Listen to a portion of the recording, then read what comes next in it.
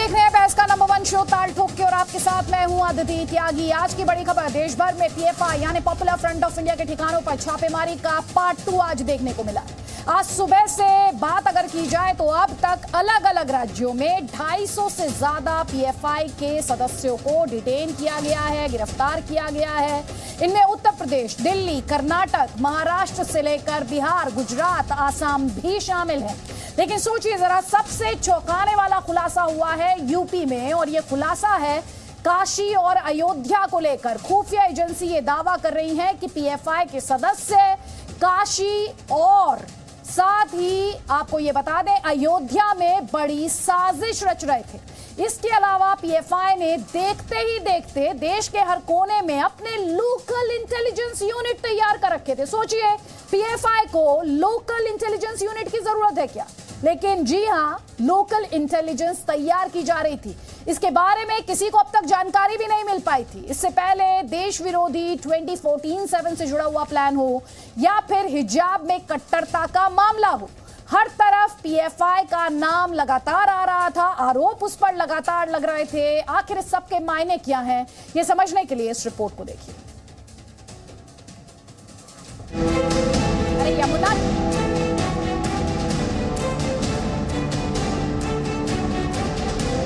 PFI ISI की proxy और अल कायदा की परछाई के तौर से यहाँ काम कर रहा था। उसकी गतिविधियाँ एक तरफ मुल्क के खिलाफ थीं, दूसरी तरफ मानवता के खिलाफ थीं।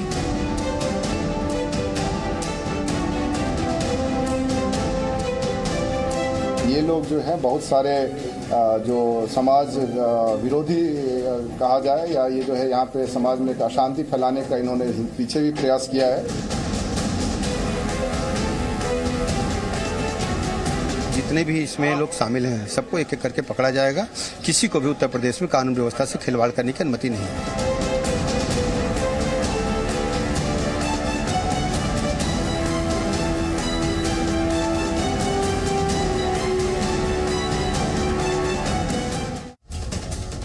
तो कई खास मेहमान इस वक्त हमारे साथ हैं, लेकिन जिस साजिश का खुलासा हुआ है उसके बाद से लगातार आप ये सवाल भी उठते हुए देख रहे हैं कि पीएफआई पर पहले ही बैन क्यों नहीं लगा दिया गया, या फिर पीएफआई पर पाबंदी कब लगाई जाएगी। और साथ ही सवाल ये भी है कि पीएफआई की बात यहाँ पर हो रही है, इसे कौम के साथ जोड़कर कौन देख रहा है, ये कौम को बदनाम करने की साजिश कौन कर रहा है? क्योंकि ये सवाल हमने बार बार उठाया है कि मजहब का और आतंक का कोई लेना देना नहीं होता, और जब इस तरह की तंजीमें मजहब का इस्तेमाल करने लगती हैं तो सबसे ज्यादा बदनाम अगर कोई होता है तो वो मजहब ही होता है। और इस वक्त देश में इस बात की बहुत ज्यादा जरूरत है कि आतंक को आप मजहबी चश्मे से ना देखें।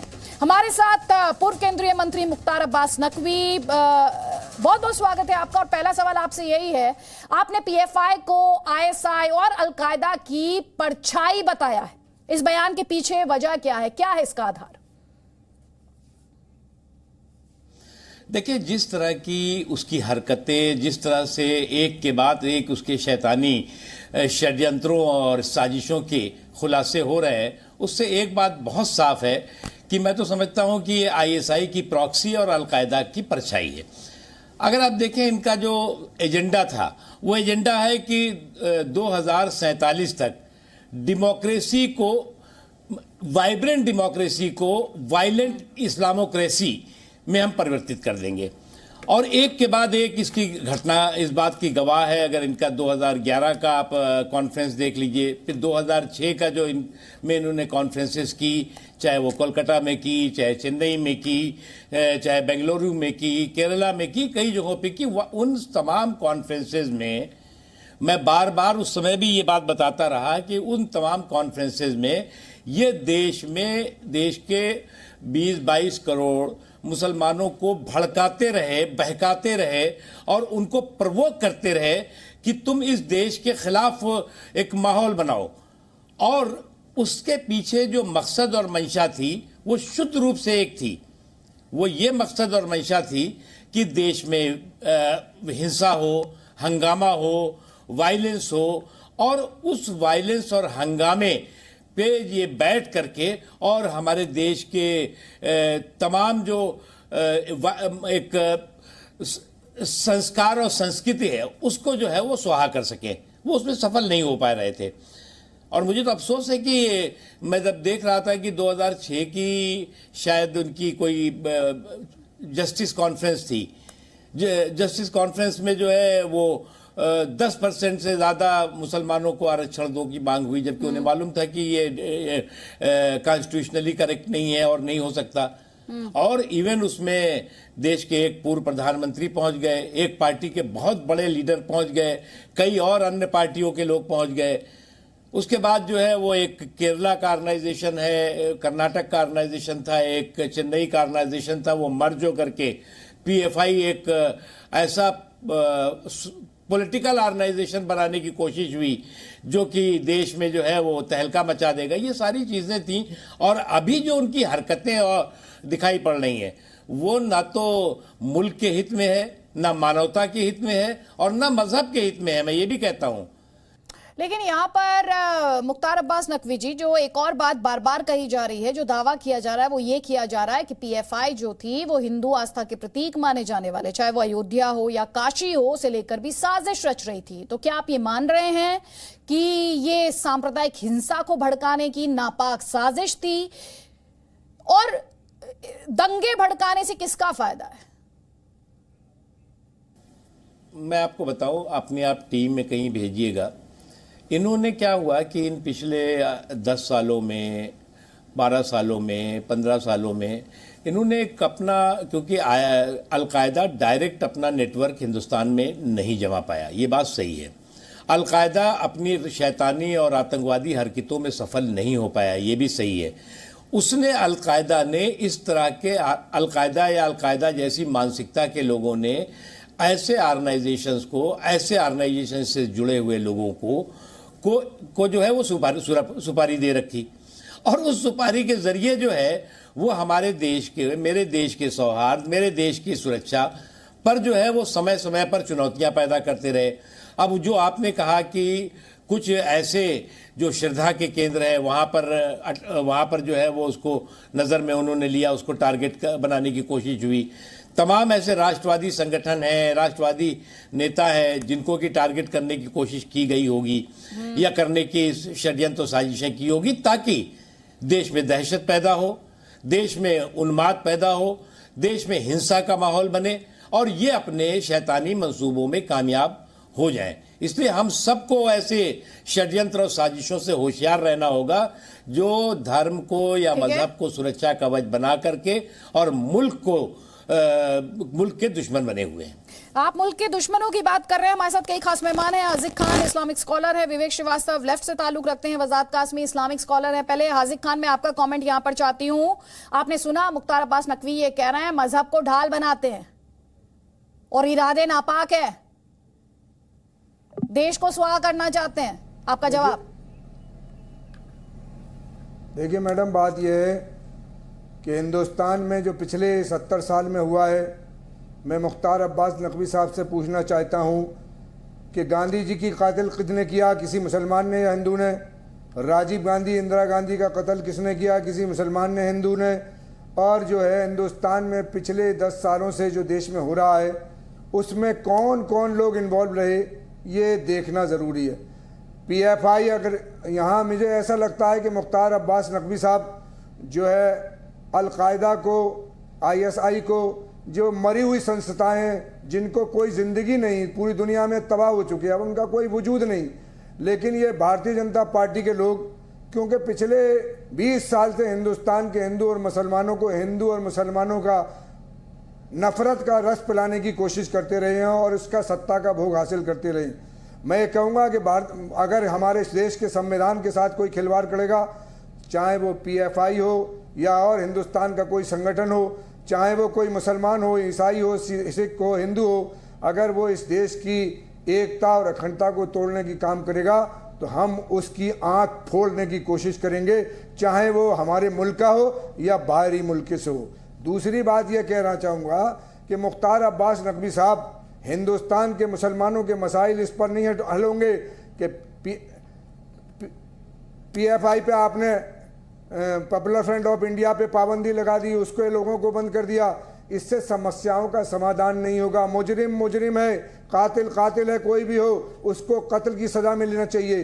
कानून हमारा इस बात में सक्षम है, कानून संविधान हमारा इस बात पर बहुत मजबूत है कि हमारे मुल्क में कोई अफरा तफरी फैलाने की कोशिश करेगा उन्हें जेल की सलाखों के पीछे।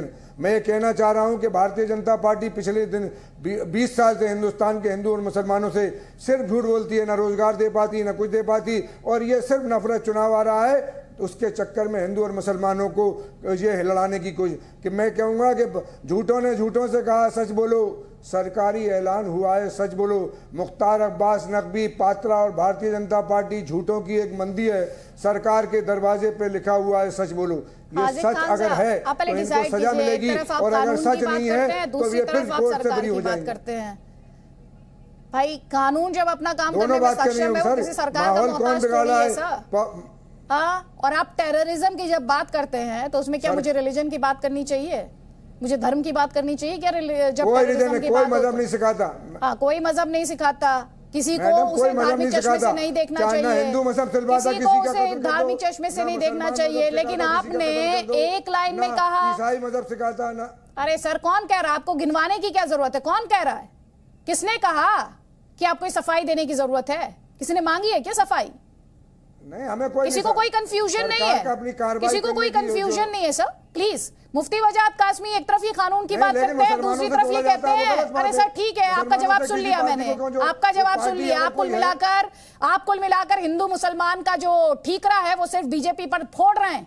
लेकिन तब आप ये भूल जाते हैं इस देश में तमाम नेता हैं और तमाम पार्टियां भी हैं। सुन लीजिए सर हाजिक खान जी, ये सबसे बड़ी विडंबना है, और ये जो सेलेक्टिव अप्रोच है वो इस देश के लिए उससे भी ज्यादा घातक है। राजनीति में धर्म का इस्तेमाल राइट लेफ्ट सेंटर कोई भी करे, उसके खिलाफ आवाज उठनी चाहिए। लेकिन आपकी शिकायत एक पार्टी भर तक सीमित है। आपकी शिकायत उन पार्टियों से नहीं है जिन्होंने मुस्लिम वोट बैंक को इस्तेमाल किया है, मुस्लिमों को वोट बैंक के तौर पर इस्तेमाल किया है। तुष्टीकरण करने वालों से आपकी शिकायत नहीं है, नहीं है आपकी, कोई बात नहीं। आपकी शिकायत अगर नहीं है तो कोई बात नहीं। मुफ्ती वजाद कासमी, देखिए आदिति, बात पीएफआई की हो रही है। पीएफआई एक आतंकवादी संगठन है जो पिछले 10 साल में इस हमारे जमहूरी मुल्क की पूरी आवाम ने देख लिया। अगर सरकार उसको फौरी तौर पर बैन करती तो हालात ये होते कि मुस्लिम संगठन को बैन कर दिया है, काम नहीं करने देते। अब आप मुझे ये बताइए कि यूपी के दंगों से लेकर और पटना में माननीय प्रधानमंत्री की रैली तक कौन सी साजिश ऐसी है, अयोध्या से लेकर काशी मथुरा तक जो इन्होंने ना की हो और सबका भंडाफोड़ हो गया। अयोध्या से लेके काशी मथुरा तक जो इन्होंने ना की हो और सबका भंडाफोड़ हो गया। और आज भी सब कुछ देखने के बाद ये भोले भाले बन रहे हैं, और ये आज भी जो है पीएफआई के वकील बने हुए हैं। और मुख्तार भाई जो अभी कह रहे थे, मुख्तार अब्बास नकवी साहब, वो इंतहाई मंझे हुए और सुलझे हुए लीडर हैं। उन्होंने बहुत ही नपेतुले अल्फाजों का इस्तेमाल किया है कि ये अलकायदा की परछाई, मैं कहता हूँ ये अलकायदा से कहीं ज्यादा सख्त हो जाएंगे अगर सरकार ने इन पर कार्रवाई नहीं की और सरकार ने इनको बैन नहीं किया। और ये जो आप अभी सिलेक्टिव अप्रोच देख रहे हो, अभी जो हाजी खान बोल रहे थे, ये मानसिकता खत्म होने वाली नहीं है। इसी मानसिकता ने पीएफआई को पैदा किया, इसी मानसिकता ने सिमी को पैदा किया। यही मानसिकता हमारे नौजवानों को सिस्टम के खिलाफ लड़ा रही है, और यही मानसिकता है जो आतंकवाद की तरफ और कट्टरवाद की तरफ ले जा रही है। अब इनको ये नहीं लग रहा कि देश का सुकून खराब हो गया। पीएफआई ने पूरे देश की संपत्तियों को आग लगाने की कोशिश की, केरल में नंगा नाच किया, पूना में क्या नहीं किया, पेट्रोल बम तक ये लोग बना रहे हैं, लेकिन ये कुछ भी इनको नहीं दिख रहा है। ठीक है, इतनी बड़ी साजिश हो रही है, देश को तोड़ देने की बात हो रही है, खिलाफत की बात हो रही है। लेकिन आज आप बहुत सारे आरोप लगा रहे हैं। हमारे साथ बीएम कांबले हैं, नेशनल वाइस प्रेसिडेंट हैं एसडीपीआई के। कांबले साहब, आपने सुन लिया पीएफआई को लेकर इस वक्त जो सवाल उठ रहे हैं, आपका उस पर क्या कमेंट है? मेरा इस पर इतना ही कहना है कि देश में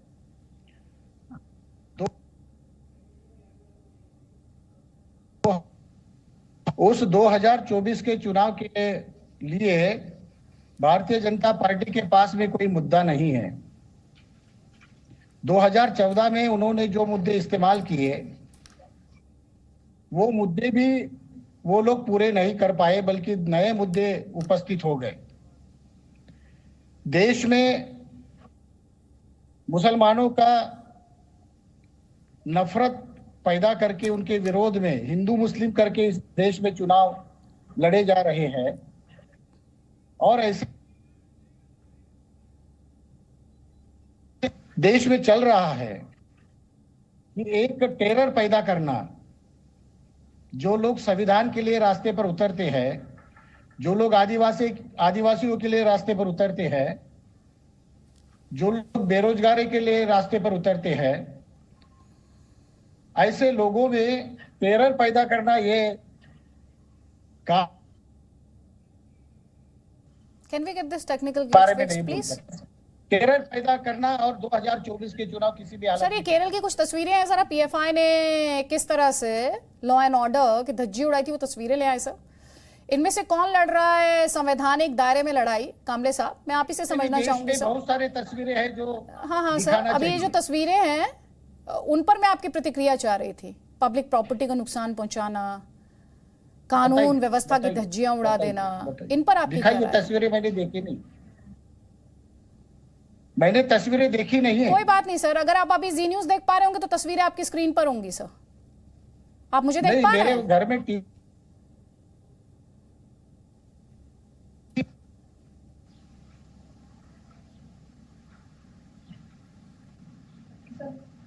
मैं इतना ही कह रहा हूं कि देश में लोकतंत्र खत्म कर दिया गया है। सर, उसी लोकतंत्र की एक और तस्वीर तो मैं आपको दिखा रही हूँ ना। आप लोकतंत्र को कैसे डिफाइन करते हैं? लोकतंत्र पूरे देश ने तस्वीरें देखी है वैसे कामले साहब। अगर आप तस्वीरों को लेकर सेलेक्टिव हो जाएंगे सर तो बहुत दिक्कत हो जाएगी, फिर लोकतंत्र खत्म ही दिखाई देगा। लेकिन ये जो केरल हाई कोर्ट को भी सवाल पूछना पड़ा कि ये कैसे हो गया, इसकी इजाजत कैसे दे दी गई, इस पर आपकी क्या राय है कामले साहब?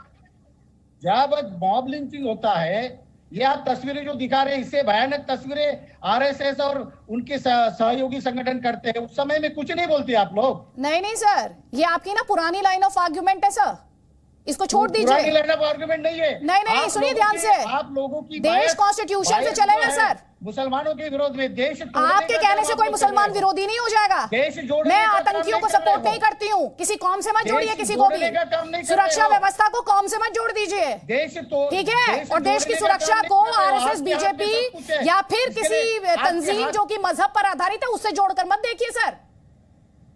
कुछ नहीं है।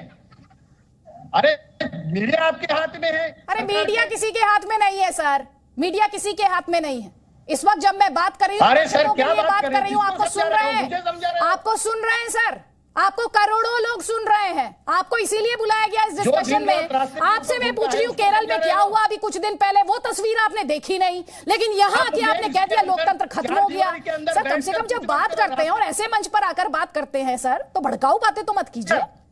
रास्ते के ऊपर घूमकर देखो, देहात में जाकर। मैं अमेरिका में नहीं रहती हूँ, अमेरिका में नहीं रहती हूँ, इसी देश में रहती हूँ। क्या लोगों के घरों में? ध्यान से, इसी देश में रहती हूँ, ध्यान से सुनिए।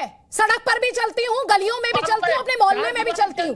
सड़क पर ही निकल के देखा है मैंने, कहीं विदेश से नहीं आई हूँ इस वक्त। आप अपना ओपिनियन बनाती हो, जो ऊपर से आपके आका कहते हो उसके आधार पर ओपिनियन बनाती हो।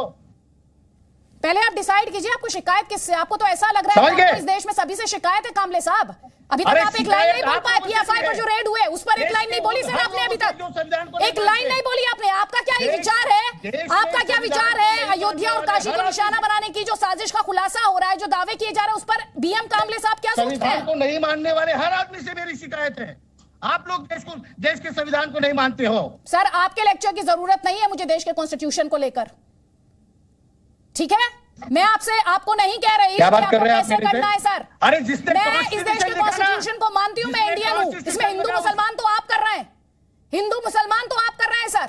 मैं इस देश के कॉन्स्टिट्यूशन को मानती हूँ और बार बार कह रही हूँ कि नेशनल सिक्योरिटी में हिंदू मुसलमान नहीं हो सकता। आप उसमें बीजेपी आरएसएस कर रहे हैं। बड़ा होता तो ऐसी बात नहीं करती आप सर। आपसे सुनिए, आपने तो बहुत पढ़ा है ना सर, आपने तो पढ़ा ही है, आपने तो पढ़ा ही है, आपने तो तस्वीरें नहीं देखी। आपने देश का कॉन्स्टिट्यूशन पढ़ा है लेकिन आपने तस्वीरें नहीं देखी जब कानून को हाथ में ले लिया गया। और अगर आपने देश का संविधान पढ़ा है सर तो ध्यान से सुनिएगा, ध्यान से सुनिए, ध्यान से सुनिएगा। कोई भी आजादी, एक सेकंड कामले साहब, अब सुन लीजिए। आजादी क्या बिना पैरामीटर्स के है वहां पर, विदाउट रीजनेबल रिस्ट्रिक्शंस के है क्या आजादी? कॉन्स्टिट्यूशन में दिखाइए जरा, कहां पर लिखा है कि एब्सोल्यूट आजादी है? जाकर लगा दीजिए पब्लिक प्रॉपर्टी में आग।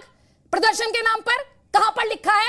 जाकर ले लीजिए कानून को हाथ में। कौन से कॉन्स्टिट्यूशन में लिखा है? इंडिया का ही कॉन्स्टिट्यूशन पढ़ा है ना आपने इंडिया का ही कॉन्स्टिट्यूशन पढ़ा। और सुनिए जरा शीजो बकर का स्टेटमेंट सुनिए, सांप्रदायिक सौहार्द पर ये बयान सुनिए और फिर मुझे बताइएगा कामले साहब, सुनिए ये बयान और उस पर बोलिएगा। देखूंगी आपको कॉन्स्टिट्यूशन तब याद आएगा या नहीं आएगा। सुनिए, सुनाइए इनको। Statement popular fund of India ഭയമാണ്. ഇരുളിന്റെ മറവിൽ ഞങ്ങളുടെ പ്രവർത്തകരെ നിങ്ങൾ വേട്ടയാടുമ്പോൾ പകൽ വെളിച്ചത്തിൽ 10 സെക്കൻഡിൽ നിങ്ങളെ ഞങ്ങൾ കൈകാര്യം ചെയ്യുമെന്ന് നിങ്ങൾക്കറിയാം. അതുകൊണ്ടാണ് ഇത്തരത്തിലുള്ള ആളുകളെ മുന്നിൽ നിർത്തി നിങ്ങൾ കളിക്കുന്നത്. ഞങ്ങൾക്കറിയാം നിങ്ങളുടെ പുരാണങ്ങളിൽ ശകുനിയെ മുന്നിൽ നിർത്തി കളിച്ച ചില സംഭവങ്ങൾ ഞങ്ങൾ കേട്ടിട്ടുണ്ട്. അതുപോലെ NIA-യും ED-യും പോലെയുള്ള ശകുനികളെ നിങ്ങൾ മുന്നിൽ നിർത്തി കളിക്കാതെ തന്തയ്ക്ക് പിറന്നവന്മാരാണെങ്കിൽ നിങ്ങൾ നേർക്ക് നേരെ തെരുവിലേക്ക് വേണം RSSകാരെ എന്നാണ് ഞങ്ങൾക്ക് പറയാനുള്ളത്. അതുകൊണ്ട് VM कामले साहब, आवाज आ रही है?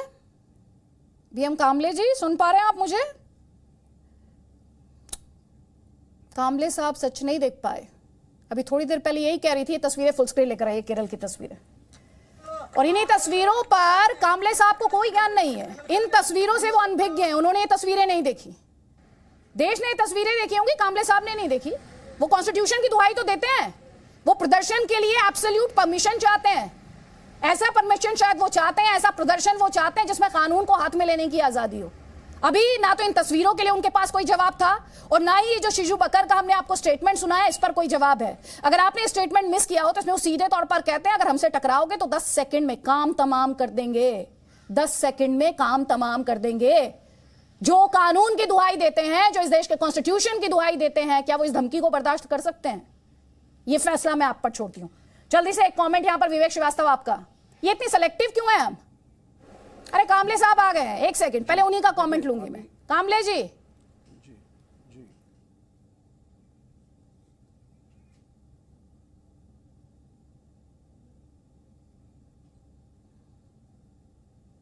चलिए कामले जी इस वक्त हमारे साथ नहीं है, जल्दी से विवेक श्रीवास्तव आपका कमेंट।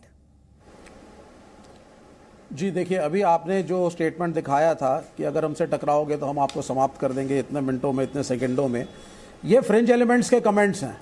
ये they are not representatives of Islam या कोई ये मुस्लिम आवाम को इस देश की रिप्रेजेंट नहीं करते हैं। लेकिन जब हम इन चीजों को एक लिमिट के आगे हाईलाइट करके उस पर पॉलिटिकल डिबेट्स करते हैं, आपको ये कैसे क्योंकि ये मिसयूज करती है बीजेपी RSS कंबाइन। नहीं, बीजेपी और RSS क्या करते हैं? बीजेपी और RSS से बात कीजिएगा।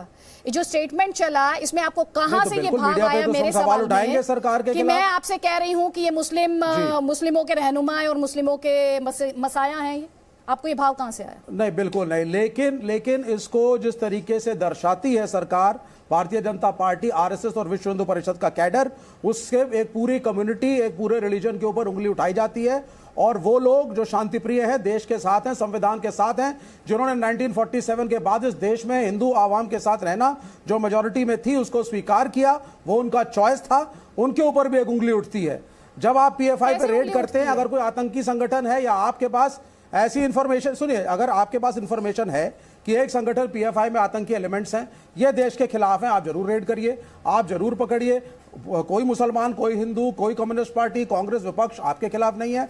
लेकिन समस्या आती है जब आप इसका दुरुपयोग करते हैं, जब एजेंसीज PFI के नाम पे कॉमन मैन को हैरेसमेंट शुरू कर दे, जब सिर्फ PFI के नाम पे अलकायदा को जागृत कर दिया। आज मुख्तार अब्बास नकवी साहब ने एक बिल्कुल ही डिफंक्ट ऑर्गेनाइजेशन जो है सिर्फ सेंसेशन क्रिएट करने के लिए, मुख्तार अब्बास नकवी साहब की बीजेपी में क्या हैसियत है मैं नहीं जानता, माइनॉरिटीज की क्या हैसियत बीजेपी में रह गई है, यह भी एक बहुत बड़ा प्रश्न चिन्ह है। तो ये पॉलिटिकल सॉल्यूशंस चीजों के होने चाहिए, सेंसेशन क्रिएट करने से कुछ नहीं होगा। देश में पहले भी बड़ी बड़ी समस्याएं आई हैं, पंजाब प्रॉब्लम, उल्फा, तमिल एलम, हमारे देश में अनेकों समस्याएं आई हैं, नागालैंड की समस्या भी आई है। लेफ्ट में हिंदुओं की क्या पोजीशन रह गई है, ये पूछूं मैं आपसे? ये सवाल पूछना चाहिए मुझे डेमोक्रेसी में। ये बड़ा नहीं, लेफ्ट के अंदर हिंदू और मुसलमान नहीं होता, लेफ्ट के अंदर सिर्फ ह्यूमन बीइंग होता है। हाँ, नहीं, एब्सोल्युटली नॉट। देखिए, लेफ्ट हमेशा कहती है आप डिफाइन करते हैं, ये आप डिफाइन नो लेफ्ट, हाँ नहीं, बिल्कुल, हमारे राजनीति define करती है ना मार्क्सवाद सर में ये। कोई धर्म जाति को हम नहीं और मानते। आप एक दूसरे पर आरोप लगाते हैं, गुमराह करते हैं, Communal गुमराह करते हैं। organizations- गुमराह करने में आपने कोई भी पीछे नहीं है। नहीं, गुमराह बीजेपी करने में आपने कोई भी आरएसएस पीछे एक नहीं कम्युनल है। ऑर्गेनाइजेशन है। इस कोई भी देश पीछे का नहीं है। पहला मुख्तार अब्बास आतंकवादी नकवी, नाथुराम यहाँ पर सवाल गोडसे ये है, जिस संगठन का मुख्तार था, अब्बास तो नकवी, कैसे यहाँ पर पीछे सवाल नहीं ये है? कि बिल्कुल जब ये हिंदू दावा राष्ट्र किया के जा रहा है इसी तरह से पीएफआई, जिसमें किसी को रिलीजन ढूंढने की जरूरत नहीं थी, इंतजार कर लेते, थोड़ा इंतजार कर लेते, इन्वेस्टिगेशन पूरी हो जाती है, अदालतें अपना काम कर लेती। लेकिन आपसे मेरा सवाल यह है, बैन क्यों नहीं किया आपने? पहले ही पाबंदी क्यों नहीं लगा दी? देखिए, मजहब के हित में जब कहता हूं तो चाहे वो इस्लाम हो, चाहे अन्य धर्म के धर्मावलंबी हो, कोई भी धर्म इस बात को स्वीकार नहीं करेगा कि आप मजहब को या धर्म को सुरक्षा कवच बना करके और अपनी आतंकी और शैतानी हरकतों को अंजाम देने के ताने बाने को बिनिए। ये जो ऑर्गेनाइजेशन है, अब इस ऑर्गेनाइजेशन का क्या हिस्ट्री है आपको याद होगा, आप लोगों ने खूब चलाया। मुस्लिम ब्रदरहुड का लीडर था इजिप्ट में, वो मारा, वो वहां पर उनकी सरकार उनको फांसी देती है, उनका उस देश का मामला है। यहां पर उसका विरोध किया इन्होंने, केरला में विरोध किया, कर्नाटक में विरोध किया, तमिलनाडु में किया, कलकत्ता में तक पहुंच गए। अल कायदा का जो ओसामा बिन लादेन को जब अमेरिका ने मारा था, उस वक्त भी सबसे पहले आवाज इसी ऑर्गेनाइजेशन की आई। सिमी पर प्रतिबंध लगेगा तो इसकी आवाज आएगी, जैश ए मोहम्मद पर प्रतिबंध लगेगा तो इसकी आवाज आएगी, लश्कर ए तोयबा पर प्रतिबंध लगेगा तो ये इसका खड़ा हो जाएगा, डायरेक्ट इनडायरेक्ट। तो ये सारी चीजें एक तरह से अफसोस की बात यह है कि उसमें भी कुछ पॉलिटिकल पार्टीज इनको प्रेशर देती दिखी। मैं उनका नाम नहीं लेना चाहूंगा। अभी कुछ दिनों पहले जब लोकसभा का चुनाव हुआ तो जरा सा आप देख लीजिए कि जो कई लोग सपोर्ट कर रहे थे कुछ पार्टियों को, उनमें ये किसको सपोर्ट कर रहा था, ये ऑर्गेनाइजेशन के लोग किसके सपोर्ट में खड़े हुए थे। ये कई सवाल है, जाने अनजाने में हुआ हो, मैं उन पर आरोप नहीं लगा रहा हूं, लेकिन ये बात समझना चाहिए कि ये लोग कितनी खतरनाक मानसिकता, मैं इसीलिए कह रहा हूं, हमारी देश जो हमारे जो वाइब्रेंट डेमोक्रेसी है उसको वायलेंट इस्लामोक्रेसी के तौर से उसको बदलने की कोशिश न किसी भी धर्म के लिए, किसी भी मजहब के लिए ठीक नहीं है। ठीक है। ये जो है वो इस्लाम को पीस के तौर से नहीं पेश करना चाहते। आपने इन शब्दों का इस्तेमाल कई बार किया है। इस पे मुफ्ती नदीमुद्दीन, अभी जो बातें यहाँ पर मुख्तार अब्बास नकवी ने कही हैं, उस पर आप क्या कहेंगे? देखिए, पीएफआई पर सबसे पहले सवाल तो कांग्रेस की सरकार ने उठाया था 2012 में कि पीएफआई आतंकवादी गतिविधियों में मुलविस है। 2018 में मोहसिन रजा ने कहा था कि मेरे पास पुख्ता सबूत है, और एक वकील का भी नाम लिया था कि 130 करोड़ की फंडिंग, ऐसा उन्होंने कुछ बताया था कि पीएफआई की तरफ से हुआ है। मैं कह रहा हूं कि जब 2018 में पुख्ता सबूत था, इतनी फंडिंग हुई, तो पाबंदी क्यों नहीं लगाया गया? पीएफआई पर पाबंदी लगानी चाहिए थी। तेलंगाना की सरकार 2014 से मुसलसल पीएफआई पर देख रही है, पीएफआई को पनपने नहीं दिया। यहाँ के सीपी सीवी आनंद और डीएस चौहान और होम मिनिस्टर और हमारे डीजीपी, ये सब ने ऐसा कमर कसा कि पीएफआई तो हैदराबाद से उखड़ गई। मैं कहता हूँ कि अगर पीएफआई पर रेड पड़ा है, एनआईए ने रेड मारा है, तो मैं कहता हूं समर्थन करने की ज़रूरत है, और ये देखने की ज़रूरत है कि पीएफआई जब आतंकवादी गतिविधियों में मुलविस है तो इसको कवर देने की ज़रूरत नहीं है। इसलिए कवर देने की ज़रूरत नहीं है कि भारत का लोकतंत्र सबसे खूबसूरत है और दुनिया में सबसे ज़्यादा सुरक्षित अगर मुसलमान है तो भारत का मुसलमान है। मैं कहता हूं कि मुसलमानों में इस तरह का अगर संगठन होगा। पहले आए तो थे कामले जी, कह रहे थे लोकतंत्र खत्म हो गया इस देश में, मुसलमानों को टारगेट किया जा रहा है। रोज सुनते हैं हम कि देश में तो मुस्लिम्स जो हैं वो अंडर अटैक है। अभी आजिद खान बता देंगे आपको। नहीं, मेरी बात सुनिए, दो बात सुनिए। देखिए, इसमें दो तरीके से काम करने का है। अगर समाज के अंदर इस तरह का संगठन है तो सबसे ज़्यादा उस समाज को बर्बादी होती है। किसी समाज के अंदर अगर कट्टरपन आएगा तो सबसे पहले वो समाज बर्बाद होगा। तो समाज के बुद्धिजीवी, उलमा, इंटेलेक्चुअल की जिम्मेदारी है कि अपने समाज को कट्टरपन से बचाएं। अगर ये कट्टरपन से नहीं बचाएंगे तो खुद भी बर्बाद होंगे, समाज भी बर्बाद होगा और देश भी बर्बाद होगा। तो मैं कहता हूँ कि सरकार बकवास मत करे। अभी पीएफआई को आतंकवादी क्यों क्यों नहीं घोषित कर रहे हैं? मैं अगर मेरी बात मुख्तार अब्बास नकवी जी सुन रहे हैं तो प्रतिबंध क्यों नहीं लगा रहे हैं? भाई पीएफआई पर प्रतिबंध लगाइए। यही सवाल है, यही सवाल मैं उनसे दोबारा पूछूंगी, यही सवाल मैं उनसे दोबारा पूछूंगी नदीमुद्दीन जी, यही सवाल मैं उनसे दोबारा पूछूंगी। लेकिन जल्दी से कमेंट लूंगी यहाँ पे तौसीफ अहमद खान का। तौसीफ अहमद खान ये क्या कह रहे हैं नदीमुद्दीन जी कि दुनिया में मुसलमान अगर कहीं सबसे ज्यादा सुरक्षित है वो तो भारत ही है, और यहाँ तो हमने कई बार सुना है सबको कहते हुए माइनॉरिटीज अंडर अटैक है, मुसलमानों को टारगेट किया जा रहा है, संविधान खतरे में, लोकतंत्र खत्म हो गया। क्या कह रहे हैं नदीमुद्दीन जी? नहीं, बैड एलिमेंट्स है और जो बैड एलिमेंट्स है उनको बैड तरीके से डील किया जाता है, ऐसा कोई बात नहीं है। हमारा कानून हर देश के हर एक नागरिक को ये बताता है कि आपका सेल्फ डिफेंस आपकी जिम्मेदारी है। जहां तक पुलिस से, प्रशासन से हो पाएगा वो लोग सुरक्षा देते हैं, लेकिन सेल्फ डिफेंस हर इंसान का उनके हाथ में है और कानून भी है, क्रिमिनल लॉ में ये एक्सेप्शन भी है सेल्फ डिफेंस का। ये तो कोई नई बात है नहीं। देखिए, बात हो रही है पीएफआई के ऊपर में एक्शन का और मुख्तार अब्बास नकवी साहब के स्टेटमेंट का। देखिए, मुख्तार अब्बास नकवी साहब एक बहुत ही दिग्गज नेता रहे हैं। अटल बिहारी के वाजपेयी साहब के टाइम में भी बहुत उन्होंने जिम्मेदारी संभाला, मंत्री रहे, और अभी उन्हें जो है सिर्फ एक काम के लिए रखा गया है, वो है कि जब प्रॉब्लम में बीजेपी पड़े तो एक नैरेटिव सेट करने के लिए उनसे स्टेटमेंट दिलवाने का काम लिया जा रहा है। और तो उनके ऊपर में कोई जिम्मेदारी है नहीं, उनको सरकार ने तो उन्हें इस लायक नहीं समझा कि उन्हें कोई जिम्मेदारी दिया जाए। देखिए, ताली दो हाथ से ही बजता है। देश का, आजाद भारत का सबसे बड़ा, सबसे पहला और सबसे बुरा आतंकवादी नथुराम गोडसे वो आरएसएस के विचारधारा का था, वो आरएसएस का बिलोंग करता था। ये तो सत्य है, इस पे तो हम झुटला नहीं सकते। तो अगर कोई फैक्शन कहता है कि अगर आप पीएफआई के ऊपर एक्शन ले रहे हैं, बिल्कुल एक्शन लीजिए, लेकिन पीएफआई जो है वो आरएसएस का मिरर इमेज है। जिस तरीके से आरएसएस अपना ट्रेनिंग कैंप ऑर्गेनाइज करता है, उसी तरीके से पीएफआई ट्रेनिंग कैंप ऑर्गेनाइज करता है। जिस तरीके से आरएसएस कहता है कि भाई हम तो योगा दे रहे हैं, योगा की ट्रेनिंग दे रहे हैं, और पीएफआई भी वही कहता है हम तो ड्रिल कर रहे हैं, हम तो योगा कर रहे हैं। तो डिमांड अगर उठता है, और खास तौर पे जबकि हमारे पास में मटेरियल्स अवेलेबल है, जब आरएसएस के वर्कर शिंदे ने कोर्ट में लिख करके दिया है, हलफनामा दिया है, एफिडेविट दिया है कि हाँ हमें बॉम्ब बनाने की ट्रेनिंग दी जाती थी वीएचपी और आरएसएस के कैंप में, तो उस पे भी जांच होना चाहिए।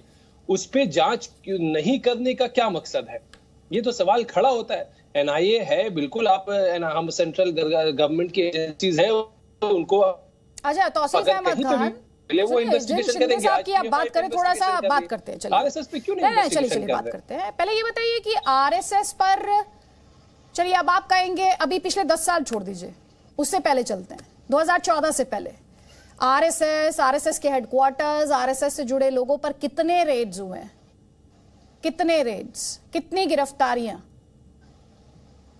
कितने टेरर लिंक्स, कितनी फॉरेन फंडिंग? आप अपने ब्यूरो से, अपने टीम से बोले, वो आपको बिल्कुल नहीं आप आरोप लगा रहे हैं सर, मेरी टीम को बताइए, दे देंगे फिगर। ये सवाल मैं आपसे पूछ रही हूँ ना, आरोप आप लगा रहे हैं। आपने कहा मिरर इमेज है पीएफआई की आरएसएस, तो जब आपने दावा किया कि मिरर इमेज है पीएफआई की आरएसएस, तो आप बता पाएंगे मुझे कितने मामले? चलिए कोई बात नहीं, गूगल सर्च कर लीजिए, इंटरनेट का सहारा ले लीजिए। सुनिए, और दूसरा भी आपने जो जिक्र किया, ध्यान से सुनिए, तथ्यों पे बात कीजिएगा मुझसे। आप आरएसएस छोड़ किसी के बारे में कुछ बोलिए, लेकिन तथ्यों पर कीजिएगा, सिर्फ आपके पॉलिटिकल नैरेटिव से नहीं चलेगा। अब आइए दूसरी बात सुनिए, एक सेकंड, विवेक श्रीवास्तव जी चिल्लाने से नहीं होगा सर, चिल्लाने से नहीं होगा, तथ्य रखिएगा, अदालत का मामला मुझे बताइएगा, सुन लीजिए, अदालत ने जजमेंट दे दिया हो, अदालत ने फैसला सुना दिया हो, वो भी बताइएगा।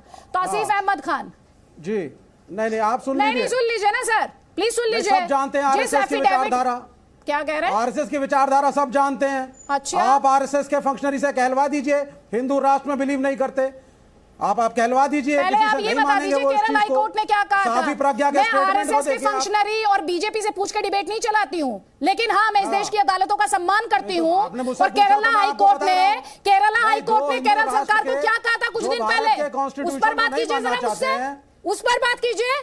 केरल हाई कोर्ट ने केरल सरकार से क्या कहा, बताइए ना। केरल सरकार ने तो क्या कहा गया कोर्ट द्वारा, आपकी इजाजत के बिना ये नहीं हो सकता, ये कहा गया, उस पर आपका जवाब नहीं मिला। उस पर आपके पास जवाब नहीं होगा। सुनिए, डिबेट करने आते हैं ना, सवाल सुना कीजिए, सवाल सुना कीजिए, सवाल सुना कीजिए। एक पॉलिटिकल नैरेटिव है, मैं फैक्ट बेस्ड क्वेश्चन पूछ रही हूँ आपसे। केरल हाईकोर्ट ने जो आपसे सवाल पूछा, उस सवाल का जवाब दे दीजिए आज आप डिबेट में, दे दीजिए, है जवाब। केरल हाईकोर्ट ने केरल हाईकोर्ट ने जो हमसे सवाल किया है और जिसका जवाब है सरकार दे रही है। सरकार जवाब दे रही है, अब सरकार जवाब दे रही है। किसके लिए? जो तस्वीरें भी मैं दिखा रही थी थोड़ी देर पहले। अब आप बैठिए, आपके पास जवाब नहीं है, आपके पास जवाब नहीं है तो जाइए ना अदालतों में। आरएसएस पर पाबंदी क्यों नहीं लगा देते? किसने रोका है भाई? 2014 से पहले की सरकार ने क्यों नहीं पाबंदी लगा रखी थी आरएसएस पर? क्यों नहीं लगा रखी थी? कोर्ट में क्यों नहीं जाते? सिर्फ डिबेट के लिए रखते हैं, सिर्फ डिबेट के लिए रखते हैं। एक पार्टी के नेता फंस गए थे ना आरएसएस के ऊपर बयान देकर, करते हैं, फंस गए थे ना, बताना पड़ेगा मुझे। जाइए ना अदालतों में डिफेंड कीजिए, अदालतों में डिफेंड कीजिए, वहां बैकफुट पर क्यों चले जाते हैं? सिर्फ डिबेट के लिए रखा है ये, हिंदू मुस्लिम उन्माद क्रिएट करने के लिए रखी है लाइन ऑफ आर्गुमेंट। और तौसीफ अहमद खान, ठीक है, तौसीफ अहमद खान, इनको ऑडियो अप डाउन कीजिए क्योंकि मुझे मुद्दे पर बात करनी है। तौसीफ अहमद खान, शिंदे साहब के एफिडेविट की आप बात कर रहे थे, कौन सा साल का इंसिडेंट है सर, जरा मुझे बताएंगे आप? उस एफिडेविट के बारे में आपने बहुत चर्चा की है। अगर वाकया पुराना हो जाता है, उससे एफिडेविट से तो बहुत पुराना वाकया है गांधी जी को गोली मार देने का, जो नथुराम गोडसे ने मारा था। हम भूल जाए? नथुराम गोडसे पर चले हम भूल जाए क्या? नथुराम गोडसे पर चले गए, कितना पुराना है? नथुराम गोडसे पर चले गए, तब से नथुराम गोडसे से आगे नहीं बढ़ पा रहे। सच्चाई है, नथुराम गोडसे से आगे नहीं बढ़ पा रहे, नथुराम गोडसे से आगे नहीं बढ़ पा रहे। 47 से देश 2022 में आ गया, लेकिन आप नथुराम गोडसे से आगे नहीं बढ़ पाए हैं। नहीं आगे बढ़ेंगे, नहीं आगे बढ़ेंगे और हिंदू मुस्लिम लड़ाई कराएंगे, उन्माद पैदा करेंगे, वोट बैंक की सियासत करेंगे। सुनिए, आप एक एंकर के तौर पे आपको आरएसएस को क्यों डिफेंड करना है? भाई मैं मांग कर रहा हूँ कि पीएफआई वाले कहते हैं, आपको कहां से सुनाई दिया कि मैं आरएसएस को डिफेंड कर रही हूँ? आपको कहां से सुनाई दिया? आपसे सवाल पूछने का मतलब, आपसे सवाल पूछने का मतलब किसी को डिफेंड करना नहीं होता है। आप जैसे लोगों की एक जमात है, आप जैसे लोगों की एक जमात है जब वो सवालों के जवाब नहीं दे पाती, और वो मेरी फ्रेटर्निटी में भी है, उनको सिर्फ यही देखना है कि जब सवाल पलट के पूछ लो तो उन्हें एक सर्टिफिकेट बांटना है, एक सर्टिफिकेट। मुझे ना आपके सर्टिफिकेट की जरूरत है, ना उस जमात के सर्टिफिकेट की जरूरत है। मुझे पता है, मैं आपसे फैक्चुअल सवाल पूछ रही हूँ, जवाब सोच लीजिएगा, जवाब सोच कर रखिएगा, जवाब सोच कर रखिए, जवाब सोच कर रखिए। मैं आपसे ये कह रही हूँ, जवाब दीजिएगा तथ्य पर, पर्सनल अटैक से जवाब नहीं देते। पर्सनल अटैक से आपकी बेबसी दिखाई देती है। कोई बात नहीं, जल्दी से महंत राजू दास आज उठा रहे हैं, उनका कमेंट, कोई बात नहीं, ऑडियोज डाउन, महंत राजू दास की आवाज।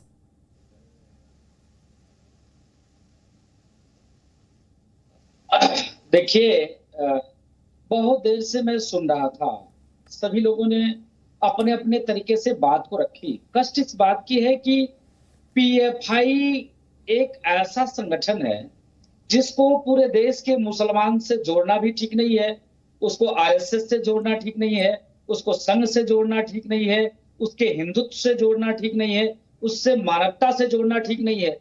पीएफआई एक आतंकी संगठन है, मानवता के लिए कलंक है, संस्कृति के लिए कलंक है, राष्ट्र के लिए कलंक है। लेकिन दुख इस बात की है कि आपके टीवी चैनल डेविड में बैठकर तमाम लोग ऐसे हैं जिन्होंने शुद्ध आरोप लगा दिया, ये आरएसएस, ये बीजेपी, ये भाजपा। अरे भाई, मैं पूछना चाहता हूं आपसे, आरएसएस कभी कहां बम धमाका कर दिया? बीजेपी ने कहां कह दिया कि पूरे हिंदुस्तान से मुसलमान को मारकर भगा दो, काट दो? आप तो देखिए कि तमाम ऐसे प्रकरण निकले हैं जहां पर पीएफआई के नाम, पीएफआई के पत्थरबाजी, पीएफआई के धर्मांतरण, पीएफआई के लफ्जिहाज। अब तो और देख लीजिए, यहां तक मामला आ गया कि 47 के बाद हिंदुस्तान को मुस्लिम राष्ट्र बनाना, इसके साथ साथ अयोध्या में मंदिर तोड़कर मस्जिद बनाना, ये सब लिखा पढ़ी में। ये तमाम लोग डिबेट कर रहे थे, आपके चैनल के माध्यम से देश और दुनिया उनको सुन रहा है। मैं उनसे पूछना चाहता हूं कि क्या कभी साधु संतों ने ऐसी भाषा का प्रयोग किया? कभी साधु संतों ने कहा कि हिंदुस्तान से मुसलमान चले जाए, पूरा देश का मुसलमान आतंकी है? जबकि आप देखिए तमाम बनाना चाहते हैं।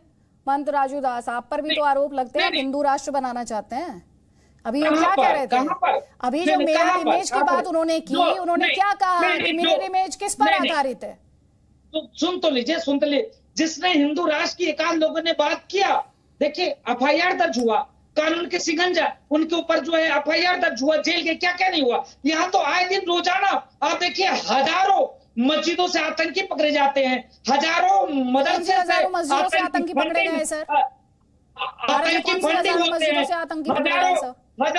हजारों मुस्लिम ऐसे संस्थान है जहां से राजूदास जी, मैं गलत बात के लिए हर किसी को टोकती हूँ क्योंकि यहाँ पर मैं बात करती हूँ देश के कॉन्स्टिट्यूशन की। आपने कैसे कहा हजारों मस्जिदों से, हजारों मस्जिदों का आपने कैसे जिक्र किया सर? गलत बात नहीं, गलत आंकड़े नहीं, ना गलत तथ्य पर रहिएगा सर। नहीं सुन तो लीजिए, हाँ आप बता दो किस मस्जिद से, किस मंदिर से आतंकी फंडिंग हो रहा है, बता दो किस मंदिर से राष्ट्र तोड़ने की बात हो रहा है, किस मंदिर से? आपने हजारों मस्जिदों का जिक्र किया, मैंने तो नहीं किया, ना राजूदास जी। है मैडम, है। आप देखिए तमाम मदरसे ऐसे हैं जहां पर लोग पकड़े गए हैं, तमाम मस्जिद हैं जहां सील किए गए हैं। ऐसे योजना, ऐसे रचना मस्जिदों से अनाउंसमेंट की जाती है, भारत तेरे टुकड़े होंगे, इंशाअल्लाह पाकिस्तान जम्मू कश्मीर खाली कर दो, कश्मीरी ब्राह्मण वापस हो जाओ। अरे कौन सी क्यों झूठ के साथ आपको नहीं जानकारी? आरोप लगाना, एक सेकेंड एक बाइट बता दो और हम बढ़ाए बाइट दिखाएंगे तुम्हारी 50। एक बाइट दिखाओ किसी मस्जिद से ऐसा किया गया। अरे मस्जिदों से कहा जाता है कि अल्लाह हमारा मुल्क हिंदुस्तान जिसमें अमन है, जिसमें चैन में किया जाता है। एक मस्जिद बता दो, एक बाइट दिखा दो। जम्मू कश्मीर मैं ये नहीं कह रहा हूँ, मैं पूरे कह देने से राष्ट्र पे नेशनल चैनल पर आप झूठ बोल रहे हैं। आप एक बाइट दिखाएं, एक बाइट बताएं। आप इस तरह देश में गुमराह, आप बताओ। हम कह रहे हैं जो अयोध्या में धर्म संसद में कहा आपने कि हिंदुस्तान से झंडे काटे जाएंगे, आपने कहा दिल्ली में, और आप कह रहे हैं मुसलमानों एक बाइट दिखाओ। नेशनल चैनल ने पूरे दुनिया को दिखाया है, आप एक बाइट दिखा दो। अरे मस्जिदों में अमन बजाय की बात की जाती है, चैन की, देश की शांति की बात की जाती है। झूठा प्रचार कर रहे हैं। अरे आप मुसलमानों के लाशों पे चलने वाले लोग हो, आपने देश की हुकूमत पाई है, हिंदू और मुसलमानों के लाशों का ढेर लगा के। अयोध्या का आप मुसलमानों को डराओ मत, आप मुसलमानों को आप एक धार्मिक आदमी हो, और धार्मिक आदमी जब चैनल में बैठकर ऐसा झूठा प्रचार करेगा तो देश में नफरत पैदा होगी। हमें देश में प्यार बांटना है, एकता बांटना है, भाईचारा बांटना है, मुजरिम को जेल भेजना है, ये हमारा काम है। आप यहाँ बैठकर गलत बयानी करोगे, जानकारी है नहीं आपको कि आपने हजारों। कैसी बातें कर रहे हैं? दोनों का ही ऑडियो डाउन कर दीजिए, दोनों का ही ऑडियो डाउन कर दीजिए बिल्कुल इसी वक्त। और दर्शकों को ये एक्सप्लेन करते हुए, स्पष्ट करते हुए, पैनलिस्ट की राय निजी राय होती है, चैनल उसे एंडोर्स नहीं करता। और हमारी कोशिश होती है तथ्य बेस्ड डिबेट हम करें। और महंत राजूदास जी, जब आंकड़े ना हो तो उन आंकड़ों का दावा नहीं करना चाहिए। और सभी पैनलिस्ट के लिए आरोपों में और कॉन्विक्शन में फर्क होता है। तो जिसे पाक साफ है उसके पाक साफ साबित होने का इंतजार कर लीजिए। और अगर रेट्स पढ़ रही हैं, उन रेट्स का कुछ आधार है, तो उस आधार को भी डिसमिस मत कीजिए क्योंकि आपने मजहबी चश्मा लगा रखा है। किसी भी धर्म स्थल की इज्जत की जानी चाहिए, चाहे वो किसी भी मजहब का धर्म स्थल हो, और बिना सबूत के उस धर्म स्थल का नाम किसी भी डिबेट में ड्रैग नहीं किया जाना चाहिए। जल्दी से एक कमेंट लीजिए यहां पे, मुफ्ती वजाद कासमी, उसके बाद विवेक श्रीवास्तव, जल्दी प्लीज।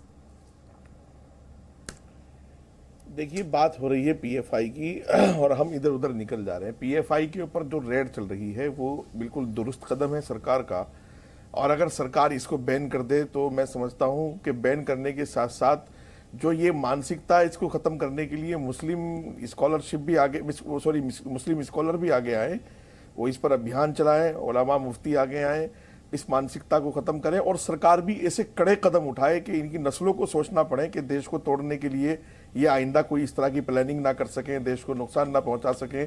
पीएफआई एक आतंकवादी संगठन है। और कुछ लोग आपके पैनल में ना, मैं इस बात पर बहुत आपत्ति जताऊंगा कि निजी जो है वो हमले करते हैं और सर्टिफिकेट उल्टे सीधे बांटने शुरू करते हैं।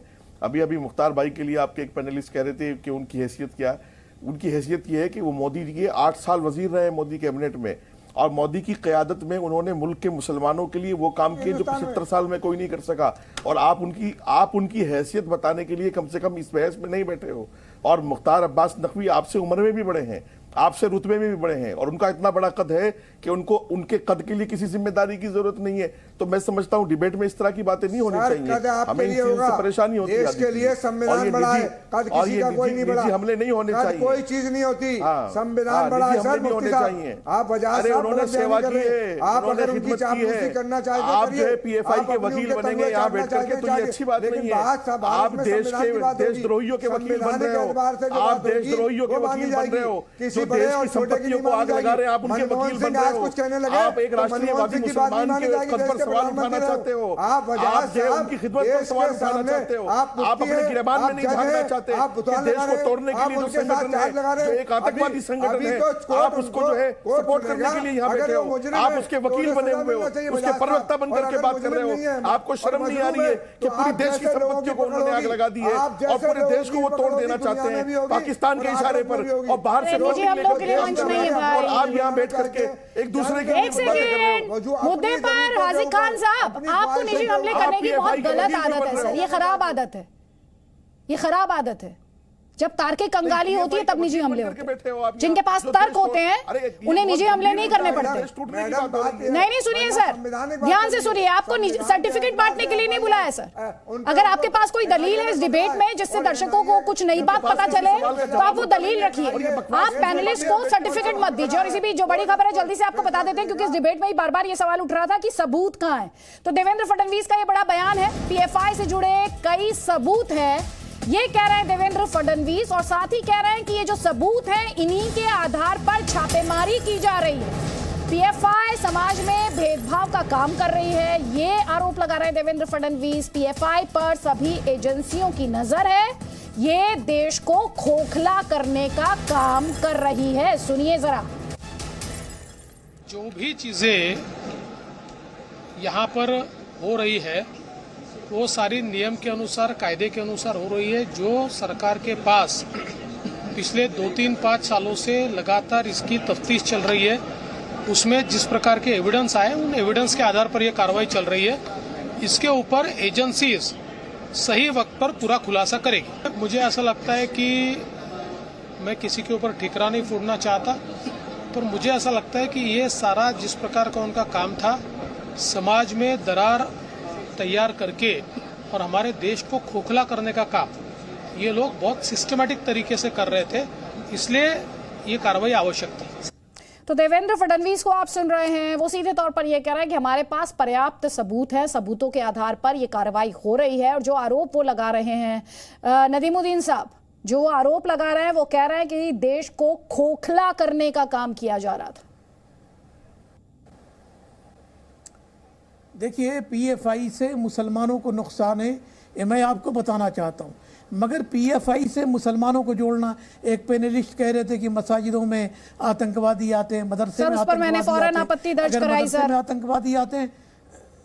नहीं ठीक है, नहीं मेरी बात सुनिए, मैं क्या कह रहा हूँ, मैं किसी पे आपत्ति, मैं किसी पर निजी हमला करने के खिलाफ हूँ।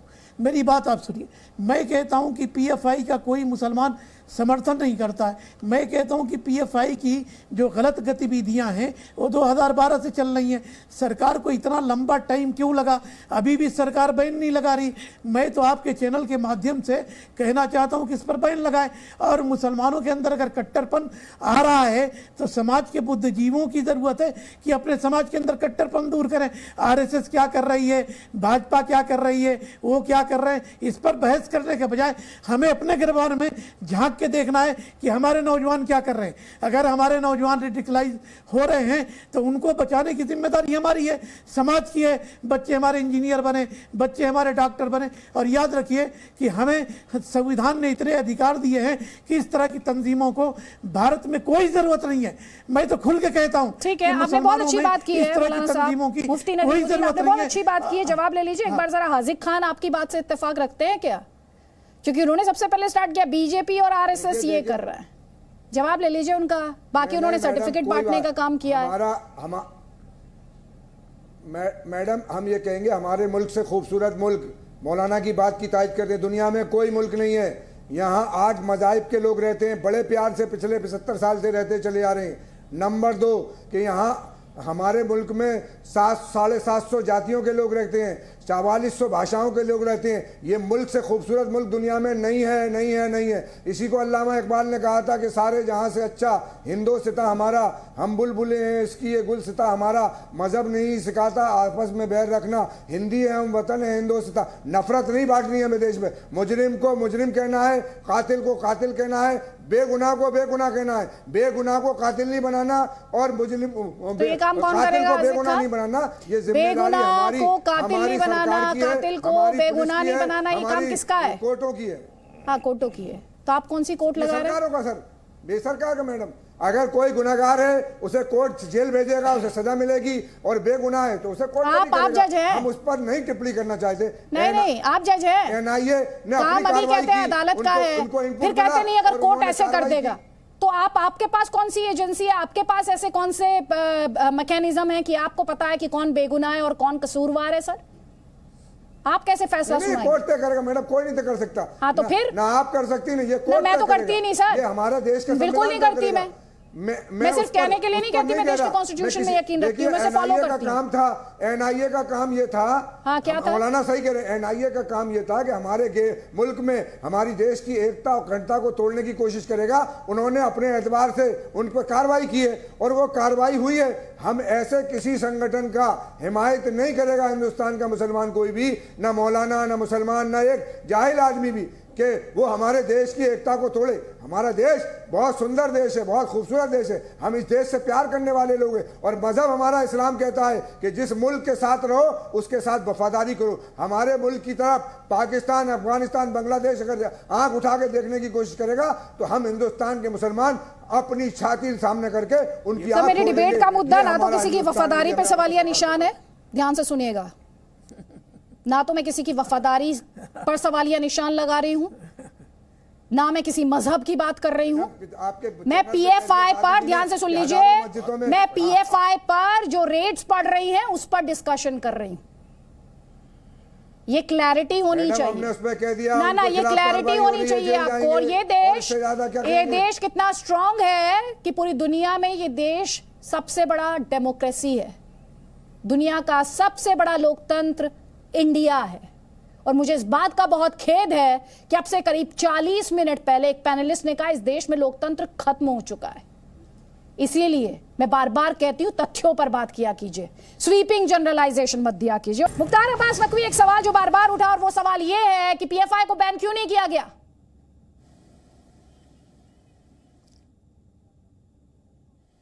देखिए, मुझे क्या लग रहा है कि कुछ लोगों की ये आदत हो गई है कि ऐसे टेररिज्म से जुड़े हुए, ऐसे जो है वो एंटी नेशनल एक्टिविटी से जुड़े हुए ऑर्गेनाइजेशंस और लोगों के सुरक्षा कवच बनने की कोशिश करते हैं। और उनको लगता है कि अगर हम सुरक्षा कवच बन जाएंगे तो हो सकता है उसका सियासी फायदा हो जाए। भैया, ये देश रहेगा, इस देश की डेमोक्रेसी रहेगी, इस देश में जो है वो सौहार्द रहेगा तो आप भी रहोगे।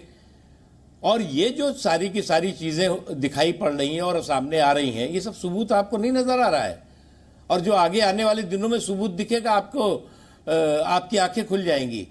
इसलिए मुझे लगता है जो लोग इसमें सपोर्ट कर रहे हैं उनकी आदत है ये, वो हमेशा ऐसे माहौल पर सिमी के पक्ष में भी खड़े होते थे ये लोग। अरे अलकायदा के पक्ष में भी खड़े होने वाले हमारे देश में है। हमारा देश तो बहुत स्वतंत्र देश है, बहुत ओपन कंट्री है। ओपन कंट्री की बात आप करें, लेकिन मेरे सवाल का आप जवाब नहीं दे रहे। आप ये बताइए कि आप पीएफआई पर पाबंदी का वक्त नहीं आ गया अब? देखिए, मुझे लगता है अदिति जी कि ये देश जो है वो हम डेमोक्रेटिक कंट्रीज है, यही डेमोक्रेसी कुछ लोगों को चुभती भी है। इसलिए जो है वो आज की तारीख में मुझे लगता है कि जो एजेंसियां जिस दिशा में जा रही हैं वो राइट डायरेक्शन में जा रही हैं। किसी भी तरह से ऐसी खतरनाक टेररिस्ट और एंटी नेशनल मेंटेलिटी वाले ऑर्गेनाइजेशन या उससे जुड़े हुए लोगों को आप फ्री नहीं छोड़ सकते। नहीं, फ्री तो नहीं छोड़ सकते, लेकिन कुल मिलाकर सवाल वही घूम फिर कर आता है कि पीएफआई पर पहले पाबंदी क्यों नहीं लगा दी गई। और अब सरकार जब एक के बाद एक एनआईए द्वारा ये बड़ा एक्शन देखने को मिल रहा है, पीएफआई पर रेट्स का पार्ट 2 आज देखने को मिल रहा है, तब ये पाबंदी जो है, पाबंदी क्यों नहीं लगाई जा रही है, कब लगाई जाएगी, ये वो सवाल है जो आपके ओपोनेंट्स बार बार उठा रहे हैं। कई खास मेहमान लगातार हमारे साथ यहाँ पर मौजूद है। जल्दी से विवेक श्रीवास्तव, एक कॉमेंट यहाँ पर मैं आपका लूंगी, उसके बाद तौसीफ अहमद खान। जी, देखिए, मुख्तार अब्बास नकवी साहब ने गोलमोल कर गए बात को, बता नहीं पाए क्यों नहीं वो एक बैन लगा पाए पीएफआई के ऊपर। और दूसरी बात ये होती है कि इस्लामिक टेररिस्ट संगठन और हिंदूवाद के जो मिलिटेंट एलिमेंट्स हैं, ये दोनों परस्पर एक दूसरे को समर्थन देते हैं। जितनी ज़्यादा गलतियां एक इस्लामिक टेररिस्ट ऑर्गेनाइजेशन करेगा, उतना ज़्यादा हिंदूवादी जो एक्सट्रीमिस्ट संगठन है ये ग्रो करेंगे, हिंदू वोट्स पोलराइज करेंगे, दोनों एक दूसरे पे फीड होते हैं। तो पीएफआई पे बैन अभी तक इसलिए नहीं लगा था क्योंकि उसकी अल्लम गल्लम एक्टिविटीज से इनडायरेक्टली इन्हीं हिंदूवादी संगठनों को फायदा हो रहा था, जैसे कि आपने महंत राजू दास जी के स्टेटमेंट से सुना। लेकिन मुख्तार अब्बास नकवी जी से मेरा एक सवाल है कि आपने बड़ी बड़ी बातें करी, लेकिन अगर इतना ज्यादा समर्थन माइनॉरिटी के नवयुवक पीएफआई को देने लगे हैं, इसका मतलब कहीं ना कहीं मेन स्ट्रीम से लोग टूट रहे हैं। यानी कि आपकी सरकार, आपकी पार्टी ने कुछ ऐसे कदम, ऐसे फैसले उठाए हैं जिससे कि लोग अपने को देश से अलग समझ रहे हैं, और यह गलत है। और रेड करने से आप एक संगठन को जरूर बैन कर सकते हैं, लेकिन अगर दो लोगों के दिलों को आपको जीतना है तो उसका सोल्यूशन पॉलिटिकल होना चाहिए, उसका सोल्यूशन टॉक से होना चाहिए, उसका सोल्यूशन ऐसे कदमों में से होना चाहिए जिसमें चाहे कश्मीर के लोग हो, चाहे बाकी माइनॉरिटीज के आवाम और नवयुवक हो, वो देश से जुड़े, ना कि देश से टूटें। और साध्वी प्रज्ञा का नाम लूंगा, साक्षी महाराज, अनुराग ठाकुर, कपिल मिश्रा, ये सब भी आप ही के भाई बंधु हैं। तो इन्होंने कोई ऐसा दूध का धुला काम नहीं करा जिससे इनको भी एक अलगाववादी ना कहा जाए। इन्होंने अलग तरीके से अलगाववाद पैदा किया है, शायद पीएफआई एक अलग तरीके से अलगाववाद पैदा कर रहा है। अलगाववादी दोनों है, दोनों एक ही सिक्के के दो पहलू हैं, और जब तक आप दोनों को ठीक और दुरुस्त नहीं करेंगे तब तक सिर्फ आप नाम से कहेंगे हम बहुत बड़ी डेमोक्रेसी है। तो इसलिए इन रेड्स के ऊपर जो है आप इस तरीके से ना करें। नाम से नहीं, फैक्चुअली इंडिया दुनिया का सबसे बड़ा लोकतंत्र है जनाब। तो आप देश पर मत चले जाइए। आपकी शिकायत सरकार से हो सकती है, होनी चाहिए, सरकारों पर दबाव होना चाहिए, बिल्कुल होना चाहिए, पर आपकी शिकायतें देश से नहीं हो सकती। सर, देश को बदनाम करने में और सरकार से सवाल करने में, विवेक जी आप मुझसे बेहतर तरीके से जानते हैं, दोनों में अंतर होता है। दोनों में अंतर होता है। और दूसरी बात सर, मुझे एक बात पर आपत्ति है, आपने टेररिस्ट ऑर्गेनाइजेशन का जिक्र किया, आपने कहा इस्लामिस्ट टेररिस्ट ऑर्गेनाइजेशन। यहां पर तो किसी ने जिक्र ही नहीं किया मजहब का। आपको क्या जरूरत थी? नहीं, हम तो ये जो राजनीति, और फिर आप उसमें हिंदूवादी संगठन लेकर आए। मैं आपसे कहना चाह रही हूँ, जस्टिफिकेशन देना बंद कर दीजिए। मजहब के नाम पर जस्टिफिकेशन बंद हो जाना चाहिए, खास तौर पर जब सिक्योरिटी की बात की जाती है। जस्टिफाई ना करें। अरे आपके पास सिर्फ एक ही हमला बचता है, आप आरएसएस को जस्टिफाई ना करें। तथ्य आपके पास बचता नहीं है सर। अब मैं आपको आईना दिखा रही हूँ, तब से आप बता रहे थे तो पर्याय है, ये तो एक दूसरे की मिरर इमेज है, ये है। अगर आपको मिरर दिखा दिया तो आपको बुरा लग गया सर, कोई बात नहीं, आप करिए निजी हमले, आप निजी हमले ही कर सकते हैं, मुझे तथ्यों पर काउंटर नहीं कर पाएंगे, कोई बात नहीं sir. You keep attacking, that's fine with me, but don't attack the country, that is all I am saying. दोनों गलत है, कोई बात नहीं। और अभी आप बता रहे थे कि पीएफआई से बहुत बड़ी संख्या में देश का मुसलमान जुड़ रहा है। अभी जवाब ले लेते हैं इस पैनल में ही, इस पैनल में जो देखते हैं कितने, आपने कहा ना बड़ी संख्या में मुसलमान जुड़ रहा है। अब एक सेकंड जवाब ले लीजिएगा विवेक श्रीवास्तव, अब जवाब लीजिएगा। पहले मुफ्ती वजाद कासमी, फिर सरकार के सुन लीजिए मुफ्ती नदीमुद्दीन, फिर मैं आजिक खान से भी पूछूंगी कि वो भी पीएफआई से जुड़े हैं क्या ना। विवेक श्रीवास्तव, जवाब लेना पड़ेगा आपको, जवाब लेना पड़ेगा। मुफ्ती वजाद कासमी जी, ना, अब आप गलत कह रही हैं। नहीं, मैं क्या गलत कह रही हूँ? दर्शकों ने डिबेट देखी और सुनी है, आपको भी क्लिप भेज दूंगी, जवाब सुनिए आप। मुफ्ती वजाद कासमी, रेड्स करने की जरूरत है। मुफ्ती वजाद कासमी।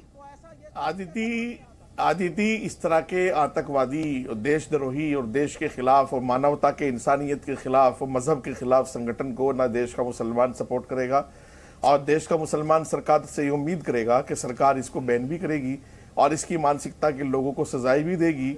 और मुझे लगता है कि हमारे उलमा और विद्वान लोग भी सामने आकर के इनके दिमाग को थोड़ा ठीक करने की, समझाने की कोशिश करेंगे। और मैं कुछ चीज़ें ज़रूर मैं क्लियर करूँगा कि हमें यहाँ जब डिबेट में हम आते हैं तो हम पीएफआई को लेकर के बात कर रहे हैं, यहाँ तक उसके जो हालात हैं उसको लेकर के बात कर रहे हैं। हम यहाँ हिंदू, मुस्लिम, वीएचपी, बजरंग दल, आरएसएस, किसी को हम इल्ज़ाम लगाने नहीं आए हैं। हमें ये सोचना चाहिए कि पीएफआई से कुछ लोग जुड़ गए हैं और वो कट्टरता की तरफ चले गए हैं, जो देश के लिए खतरा बन गए हैं।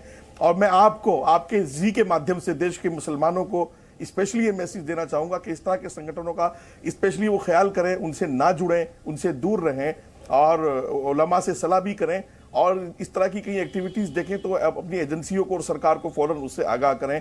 और पीएफआई के खिलाफ इस कदर बड़ी मात्रा में सबूत हैं, इस कदर बड़ी मात्रा में, कोई दंगा नहीं बचा जो उन्होंने देश की प्रॉपर्टियों को, स्टेट की प्रॉपर्टियों को और राष्ट्रीय संपत्तियों को आग न लगाई हो। कोई दंगा नहीं बचा जो उन्होंने पेट्रोल बम ना फेंके हो। कोई दंगा नहीं बचा जो उन्होंने आगजनी ना की हो, बसों को आग ना लगाई हो। बहुत बड़ी मात्रा में सबूत है उनको बैन करने के लिए। मैं ठीक है, मैं जल्दी से एक कमेंट यहाँ पे मुफ्ती नदीमुद्दीन आपका भी चाह रही हूँ। आपने सुना पीएफआई से जुड़ रहा है क्या मुसलमान? पीएफआई से कनेक्टेड फील करता है क्या मुसलमान? देखिए जो कहता है कि पीएफआई से मुसलमान जुड़े हैं वो झूठा भी है और देशद्रोही भी है। देखिए मेरा विरोध मुसलमानों का विरोध सरकार से मेरा विरोध सरकार से हो सकता है, देश से नहीं। हम देश की एकता अखंडता के साथ खड़े हैं और पीएफआई तंजीमें जैसी तंजीमें हैं वो देश की एकता अखंडता को भंग करना चाह रही और हम पीएफआई के खिलाफ हैं और देश का मुसलमान पीएफआई के खिलाफ है और कट्टरपन के खिलाफ है। इस्लाम अमन शांति का मजहब है। इस्लाम नहीं चाहता है कि जो लोग इस तरह का माहौल ख़राब करते हैं, इस्लाम मना करता है और इस्लाम अमन और शांति का मजहब है और पीएफआई जैसे तंजीमों के साथ देश का मुसलमान खड़ा नहीं है। ठीक है, चलिए जल्दी से ये जवाब मैं हाजिक खान आपसे भी ले लूं। आप पीएफआई से कनेक्टेड फील करते हैं क्या? मैडम सबसे पहले मैं आपसे कहता हूं कि अल्लाह ताला ने कुरान में कहा है कि अल्लाह ताला फसाद करने वालों को ज़मीन पर पसंद नहीं करते। अल्लाह ताला फसाद करने वालों को ज़मीन पर, अपनी ज़मीन पर पसंद नहीं करते, चाहे वो हिंदू हो, मुसलमान हो, कोई भी हो।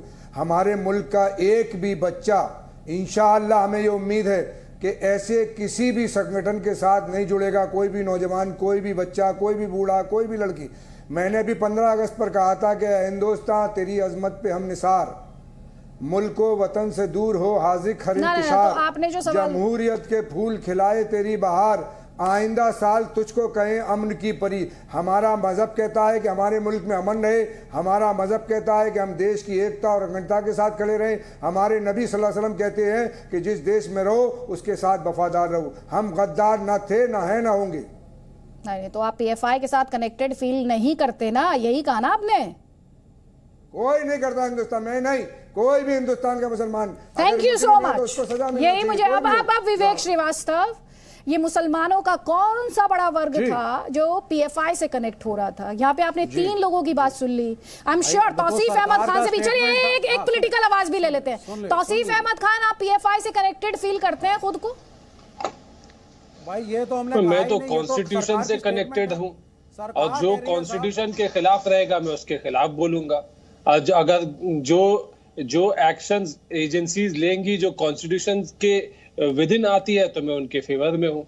इसमें पर्टिकुलरली ना मैं पीएफआई को कंसिडर करता हूँ, ना मैं आरएसएस को, ना मैं किसी को कंसिडर नहीं करता हूँ।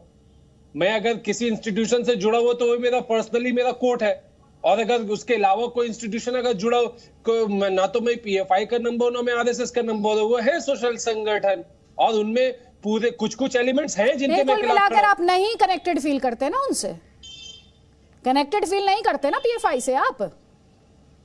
नहीं, आपको जो अफर्मेशन आपको ये गलतफहमी है, आप ही ब्रेकिंग न्यूज दे रहे हैं टीवी में। एक सवाल है, सवाल का सीधा जवाब होता है। आप निकाल लीजिए, मैंने तो नहीं। आपको ये पता नहीं कहां से गलतफहमी हो गई कि ब्रेकिंग न्यूज आप ही देते हैं। सुनिए, मैं डिबेट में सवाल क्लैरिटी के लिए नहीं बोला ताकि दर्शकों को समझ में आ जाए। दर्शकों के लिए डिबेट है। पॉइंट ये है कि पीएफआई से आप भी कनेक्टेड फील नहीं करते, और ये सवाल मैंने विवेक श्रीवास्तव ने जो क्लेम किया था उसी क्लेम को एक्सपोज करने के लिए ये सवाल मैंने 4 पैनलिस्ट से इसीलिए इस डिस्कशन में पूछा है। आपसे मुझे सिर्फ इतना ही कहना है, इस देश में अगर किसी से कनेक्टेड फील कीजिएगा, इस देश में अगर किसी से कनेक्टेड फील कीजिएगा तो सिर्फ देश से कनेक्टेड फील कीजिएगा, और सियासत की जो धर्म बेस्ड आर्ग्यूमेंट्स आप सुनते हैं ना, उससे खुद को और अपनी सोच को बचा कर रखिएगा। इतना ही कहना है। आप सभी मेहमानों का बहुत बहुत शुक्रिया।